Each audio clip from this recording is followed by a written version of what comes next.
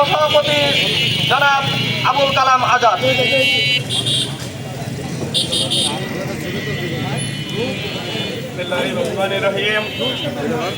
সংগ্রামী সাথী বন্ধুরা, বাংলাদেশ জাতীয়তাবাদী যুব দল ও ছাত্র দল, আলমডাঙ্গা উপজেলা পৌর ও কলেজ ছাত্র দল কর্তৃক আয়োজিত আজকের এই বিক্ষোভ মিছিল শেষে সংক্ষিপ্ত সমাবেশ।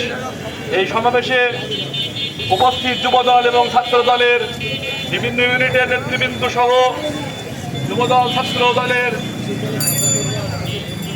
অন্যান্য সমর্থক বিন্দু সহ সাধারণ জনতা সবাইকে সর্বপ্রথমে বাংলাদেশ জাতীয়তাবাদী যুব দল চুয়াডাঙ্গা জেলা শাখার পক্ষ থেকে জানাই রক্তিম অভিনন্দন, সংগ্রামী শুভেচ্ছা।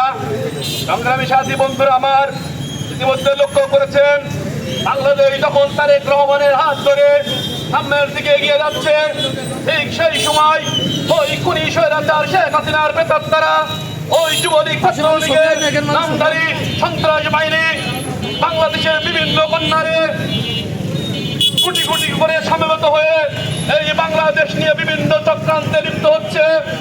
তারা পুনরায় বাংলাদেশে আবার বিভিন্ন ধরনের নাশকতা সৃষ্টি করে এই বাংলাদেশকে পেছনের দিকে টেনে ধরতে চাই। আজকের সমাবেশ থেকে আমি বলতে চাই, যুবদল ছাত্র দলের ভাইদের উদ্দেশ্য করে বলতে চাই, আপনারা সজাগ থাকবেন। আগামী দিনে এই তারেক রহমানের হাত ধরে বাংলাদেশ এগিয়ে যাবে, আর এই এগিয়ে যাওয়ার সাথে আমরা থাকতে চাই এবং সমস্ত কুচক্রী মহলকে প্রতিহত করার জন্য যুবদল ছাত্র দলের সর্বস্তরের ভাইদেরকে আমি বলবো, আপনারা নিজ নিজ জায়গা থেকে সচেতন থাকবেন, সজাগ থাকবেন। যেখানেই দেখবেন এই কুচক্রীর মহল আবার পায়তারা করছে, বিভিন্ন ষড়যন্ত্র করার পায়তারা করবে, সেখানে দাঁত ভাঙা জবাব দেওয়ার আহ্বান জানাই।